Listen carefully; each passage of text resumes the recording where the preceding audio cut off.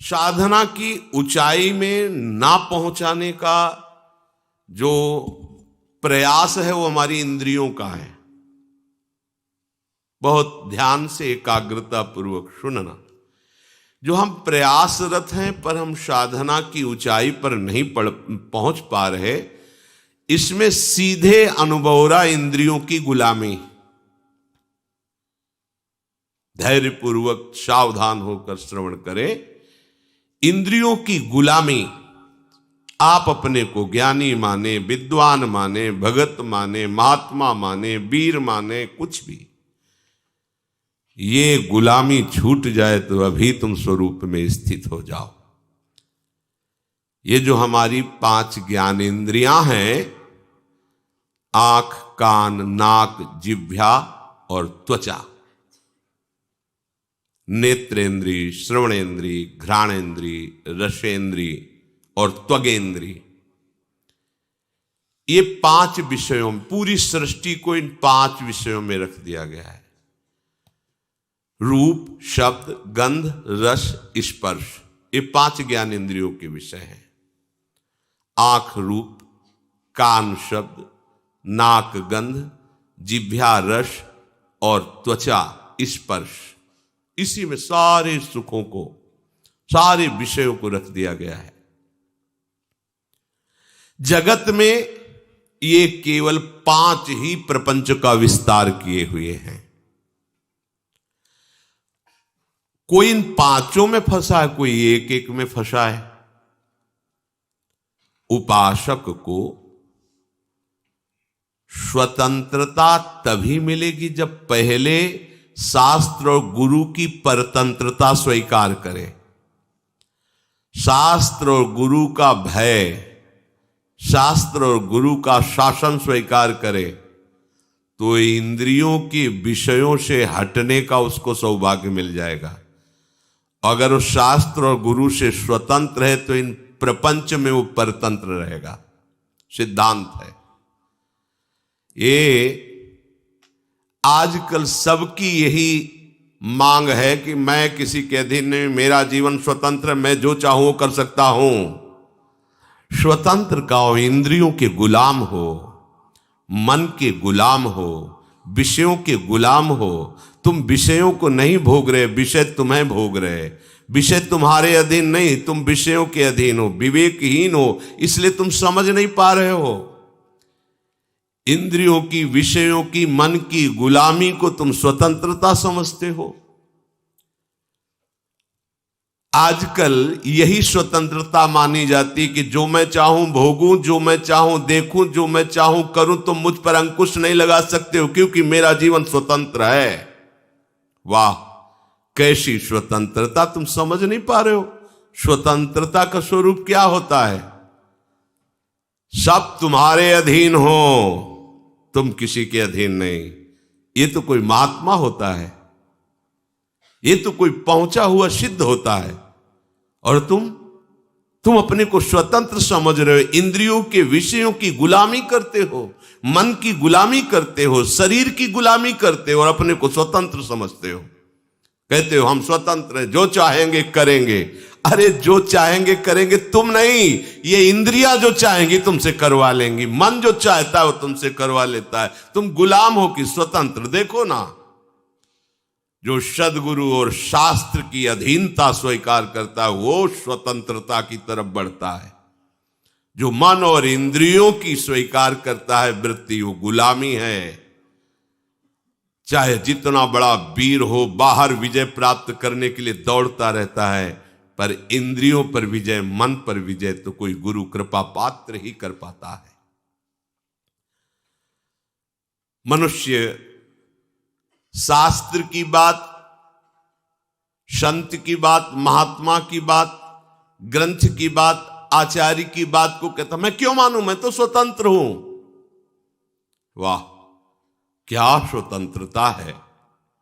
वो कह रहा है मैं स्वतंत्र हूं, घोषणा करता है मैं जो चाहूं कर सकता हूं। जरा धैर्यपूर्वक सोचो, तुम गुलाम हो कि स्वतंत्र हो? गुलाम हो, तुम स्वतंत्र नहीं हो। जब ये इंद्रियां तुम्हारे अधीन होंगी, मन तुम्हारे अधीन होगा, तुम विश्व के किसी भी विषय से प्रभावित नहीं होगे, तब तुम स्वतंत्रता की तरफ बढ़ रहे हो। पराजित होकर घुटने टेक देने वाले को गुलाम कहते, स्वतंत्र नहीं कहते। तुम ये विषय, इंद्रिय, मन, इनके गुलाम हो और भगवदानंद की अनुभूति करना चाहते हो, पहले इनकी गुलामी से हटो। भगवान शंकराचार्य जी से प्रश्न किया गया कि जगत को किसने जीता? जीतम जगत के न। ज्ञान समुद्र है, बड़े बड़े विद्वानों को एक क्षण में मौन करा देने वाले महापुरुष। प्रश्न हुआ, जीतम जगत के न, किसने संसार को जीता? कौन स्वतंत्र और विजयी माना जाएगा? उत्तर हुआ, मनो ही एनो। जिसने 5 ज्ञानेंद्रियों सहित मन को जीत लिया, उसने जगत को जीत लिया, संसार को जीत लिया, त्रिभुवन को जीत लिया। बड़े बड़े वीरों को परास्त करने वाला, बड़े बड़े देशों पर विजय प्राप्त कर लेने वाला, वो विजयी नहीं कहा जाता। विजयी वो है जो विषयों के आकर्षण को, इंद्रियों को, मन को जीत लिया, उसे कहा जाता है विजयी। मामूली सा एक छोटा विषय इंद्रिय का तुम्हें अधीन करके पतन करवा देता, तुम्हारी दुर्दशा कर देता। तुम अपने को वीर समझते हो, स्वतंत्र समझते हो। अरे तुम ये नहीं समझ रहे कि कितनी बड़ी तुम्हारी गुलामी हो रही इंद्रियों की। वो जैसा चाह रही वैसा करवा रही है। तुम घोषणा करते हो मैं वीर हूं, मैं उपासक हूं, मैं विजयी हूं, संसार त्यागी हूं। देखो ना,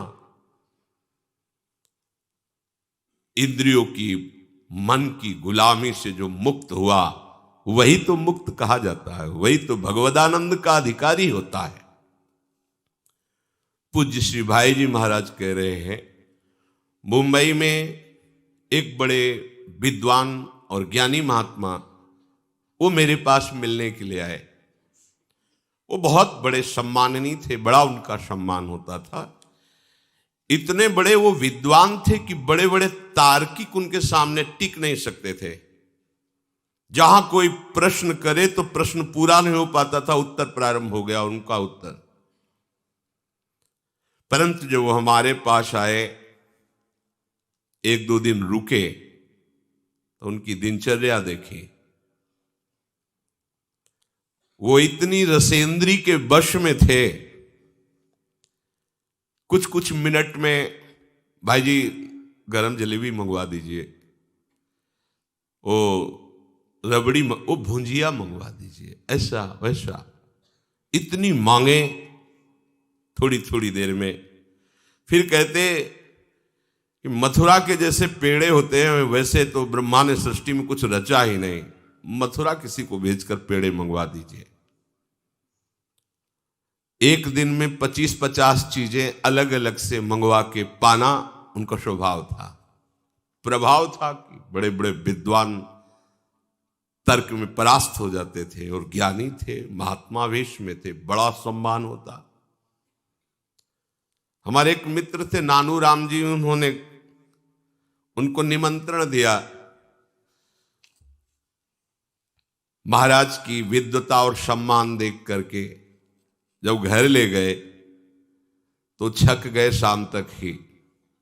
महाराज ऐसी ऐसी मांगे, ऐसी भाई जी से कहा कि अब इनको कभी निमंत्रण नहीं देंगे, इतनी मांगे थोड़ी थोड़ी देर में, ये वो ऐसा। फिर मैं एक दिन उन महात्मा जी से पूछा कि महाराज आपका ज्ञान, आपकी विद्वता, आपका प्रभाव, फिर ये कलंक कैसा? एकांत में थे, अपना बड़ा हितैषी जान करके उन्होंने कहा कि यद्यपि इन विषयों का आत्मा से कोई संबंध नहीं है, इसमें मेरी कोई हानि नहीं है, क्योंकि मैं निरपेक्ष रहता हूं। पर वास्तविक आपसे छुपाव की बात नहीं, मैं रसेंद्री को जीत नहीं पाया हूं। ये बार बार मुझे परास्त करती, मुझे ग्लानि भी होती है, पर मैं क्या करूं, इसको जीत नहीं पा रहा हूं रसेंद्री को। ये नया नया चाट बन गया है, ये लाओ वो लाओ, मैं दुखी भी हूं पर इसको जीत नहीं पा रहा हूं। देखिए देखिए भाई जी कह रहे, देखिए देखिए, इतना बड़ा ज्ञानी, इतना बड़ा सम्माननीय एक इंद्री की गुलामी नहीं छोड़ पा रहा है। इसलिए उपासकों से हम कहते हैं कि महात्मा बनना सरल है, विद्वान बनना सरल है, लेकिन स्वतंत्र होना बहुत कठिन है। एक छोटा सा विषय घुटने टिकवा देता है, छोटा सा विषय। इतना बड़ा ज्ञानी महात्मा परास्त होकर दुखी होकर कहता है मैं रसेंद्री की चाट नहीं छोड़ पा रहा हूं। ये बार बार उपासक जब इंद्रियों के परवश हो जाता है तो मामूली सी वस्तु में क्या क्या उसकी दशा होती है, मामूली सी बात में क्या क्या उसकी दशा होती है। गोस्वामी तुलसीदास जी ने देखा इन इंद्रियों की लोलुपता को। ओह, इन इंद्रियों ने मुझे मजाक बना दिया, हंसी उड़ाई, अपने वश में कर लिया। अब नहीं, अब नहीं, अब मैं प्रभु का हो गया हूं। इंद्रियों, अब तुम हमें अपना गुलाम नहीं बना सकती, अब तुम हमारी हंसी नहीं उड़ा सकती। उन्होंने कहा अब लो नशानी, अब ना नशई हो, राम कृपा भव निशा सिरानी, जागे फिरी न डसे हो, अब लो नशानी, अब न नसई हो, पर बस जानी हंस्यो इन इंद्रिन। अब तो मैं प्रभु का हो गया हूं, निज बस हुए न हंसई हो, अब लो नशानी, अब ना नसई हो। जब तक प्रभु का बल, प्रभु की महिमा, प्रभु का नाम हमने पूर्ण रूप से स्वीकार नहीं किया था, तब तक इंद्रियों ने हमारी बड़ी हंसी उड़ा दी। मैं जी नहीं सकता था विषय के बिना। आज भगवान की कृपा से मैं जाग गया हूं, अब नहीं सोऊंगा, अब इंद्रियों की गुलामी नहीं करूंगा।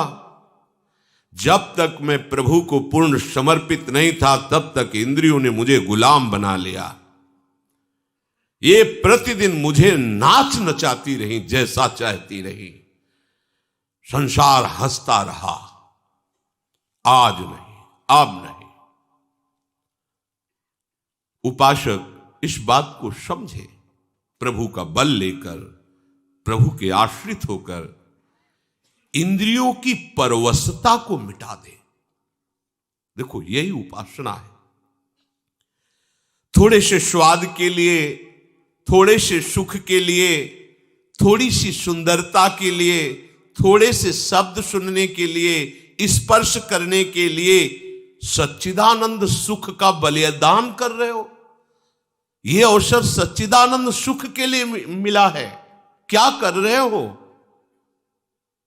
मणिगण पुंज ब्रजपति छाणत, हित हरिवंश कर गही कंचु। इंद्र नील मणि मनोहर श्याम सुंदर को छोड़कर कांच ग्रहण कर रहे हो। सावधान। कैसे सावधान? कूर्मोंगानीव सर्वशः। जैसे जरा सा भय आने पर कछुआ अपने अंगों को कवच के अंदर समेट लेता है, ऐसे ही तुम सारी इंद्रियों को प्रभु में समर्पित करो। कछुआ जहां थोड़ी सी खटक हुई, तत्काल उस अपने अंगों को सुरक्षित रखने के लिए कवच के अंदर कर लेता है। इंद्रियों को विषयों से समेट लो, आप सुरक्षित हो जाओगे, आपका भजन सुरक्षित हो जाएगा। परांच खाने, ये इंद्रियों का स्वभाव है, ये बाहरी भागती हैं। ब्रह्मा जी ने रचना की है बहिर्मुख इनकी। ब्रह्मा ने इनका स्वभाव बनाया है बाहरी विषयों पर जाना, और जो इस स्वभाव को रोक दे वही भाव को प्राप्त होता है। भावोत्सवेन भजताम रस काम धेनुम, पर कठिन है इनको रोकना। क्रम है, सीधे इंद्रियों को वश में नहीं कर सकते। यदि मन बुद्धि के वश में हो जाए तो फिर मन इंद्रियों को वश में कर सकता है। बुद्धि तुम्हारे वश में होनी चाहिए, बुद्धि तुम्हारे वश में, बुद्धि के वश में मन, और मन के वश में इंद्रियां, अब सब ठीक हो जाएगा। सरलता से इंद्रियों को रोका जा सकता है यदि ऐसा क्रम हो। इंद्रियों को हमें जहां लगाना है वहीं लगेंगी, पर उसके पहले मन को ठीक करना है। मन को ठीक करने के लिए पहले बुद्धि को ठीक करना है। बुद्धि को ठीक करने के लिए पहले हमें ठीक होना पड़ेगा। हमें स्वयं ठीक होना। मैं प्रभु का हूं, प्रियालाल का हूं, कोई संसारी नहीं हूं। कल जैसे एक प्रश्नकर्ता प्रश्न कर रहा था कि आप बड़े बड़े महात्माओं की बातें बताते हो तो भगवान के स्वरूप हैं, वो भगवान के नित्य जन है, हम कहां? ये घाटे की बात है। हम सब उसी बड़े के हैं। समुद्र की कौन सी लहर महिमा युक्त है और कौन सी छोटी है, बताइए आप? उसी आनंद समुद्र के हम सब अंश हैं, बराबर अंश हैं, बराबर। जो भगवान शंकर की आत्मा है वही तुम्हारी आत्मा है, वही एक चींटी की आत्मा है। आत्मा में कोई परिवर्तन, छोटाई बड़ाई घटाई नहीं है। ये मूढ़ता की बात छोड़ो, ये समझो कि वो बड़े कैसे हुए हैं। बड़े का संपूर्णतः आश्रय ले लिया, सबसे बड़े प्रभु हैं, और उन्होंने प्रभु के नाम का आश्रय ले लिया, रूप का आश्रय ले लिया, जगत का आश्रय छोड़ दिया, तो वो बहुत बड़े हो गए। तुम छोटे क्यों हो रहे हो? क्योंकि तुमने छोटे का आश्रय ले लिया।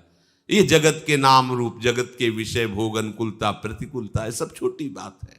इसीलिए तुम इतने हे भाव से युक्त हो गए हो। हम कहां? नहीं, तुम उसी तत्व से स्थित हो, तुम उसी से बने हुए हो, तुम और कोई नहीं हो। पहले स्वीकार करो मैं प्रियालाल का हूं, क्योंकि बुद्धि शुद्ध करने के लिए सबसे पहले यह स्वीकृति आवश्यक है। मैं संसार का नहीं हूं, मैं रिश्ते नातों का नहीं हूं, मैं शरीर का नहीं हूं, मैं प्रियाजू का हूं, प्रियालाल का हूं। ये सब इंद्रियां हमारी बहुत सहायक हो जाएंगी यदि आप इस सूत्र को समझ लें। आप इंद्रिय विजयी हो जाएंगे अगर ये सिद्धांत समझ लीजिए। ध्यान से समझना। देखो, घोड़े रथ में जुते हुए हैं, रथ को खींचकर लक्ष्य पर पहुंचाना घोड़ों का ही काम है। रथ में घोड़े हैं, उनमें बहुत पावर है, ये बहुत अच्छी बात है, क्योंकि मार्ग तय करने के लिए मरे हुए घोड़े नहीं चाहिए, पावरफुल चाहिए। परंतु अच्छे मार्ग पे चलाना और बुरे मार्ग पे चलाना, यह सारथी के अधीन बात है। घोड़ों को उनकी इच्छा पर छोड़ दोगे तो मार्ग से वो भटक जाएंगे। घोड़ों को सही दिशा पे चलाने के लिए लगाम होती है, लगाम के अनुसार, और लगाम होती है सारथी के हाथ में, और रथी का पूरा जीवन सारथी के हाथ में है। वो चाहे तो गड्ढे में ले जाकर के पूरा का पूरा चौपट कर दे, मरे रथी सहित। बुरा रास्ता या अच्छा रास्ता ये रथी के ऊपर होता नहीं है, ये सारथी के ऊपर होता है। सारथी को ठीक रखना है। अगर जुते हुए घोड़ों की लगाम ढीली हो जाए और सारथी नशे में हो तो रथी का क्या होगा, विचार कर लो। क्या निर्दिष्ट मार्ग पर लगाम छोड़ने पर घोड़े चल पाएंगे? सारथी मद से मतवाला हो रहा है, क्या उसको पता है कि उसका लक्ष्य क्या है? वो भूल जाएगा क्योंकि मदिरा पिए हुए है। शास्त्रों में इंद्रियों को घोड़ों से तुलना की गई है। बहुत बलवान घोड़े इंद्रियां हैं, उनकी लगाम मन है। मन रूपी लगाम को पकड़े हुए जो सारथी है वो बुद्धि है, और इसमें जो बैठा हुआ रथी है वो जीव है, वो आत्मा है। जो आत्मा है वो रथी है, रथ में बैठा हुआ है। विद्य शरीर रथ में वतु, ये शरीर रथ है, आत्मा रथी है, बुद्धि सारथी है, मन लगाम है, इंद्रियां घोड़े हैं। ये शास्त्र कह रहा है। इसी रथ में बैठकर हमें अपने असली घर पर पहुंचना है, प्रभु के पास। ये रथ मिला है यात्रा तय करने के लिए, प्रभु के धाम में पहुंचना है। इसलिए अपनी आत्महत्या मत करो। आत्महत्या, अगर ड्राइवर नशे में है तो पूरा का पूरा गाड़ी चौपट कर देगा, ऐसी जगह भिड़ा देगा, ऐसी जगह गिरा देगा, बिना लक्ष्य के चला देगा।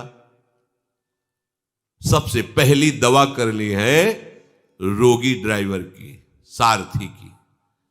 ये विषय रोग से ग्रसित बुद्धि, जिसने निश्चय किया है कि भोगों में सुख है, नशेबाज ड्राइवर है, और बहुत जोर की मदिरा चढ़ी, उससे तुमने पूरी की पूरी रथ और अपना जीवन समर्पित कर दिया, तो अब नष्ट ही होने के सिवा कोई मार्ग नहीं। विषयी बुद्धि कहां गिराएगी जाके, देख लो कैसी दुर्गति हो जाती है, नष्ट कर देती है बुद्धि। क्या बताए, मेरी बुद्धि भ्रष्ट हो गई थी, मैंने ऐसा क्यों किया। आजीवन जेल, मरने के बाद नरक। एक घटना ने पूरे जीवन को बदल दिया। क्या हुआ? सारथी नशे में हो गया, लगाम ढीली कर दी, घोड़ों ने बलवान है, ऐसी जगह डाल दिया जाके पश्चाताप के सिवा हाथ में कुछ नहीं रहता।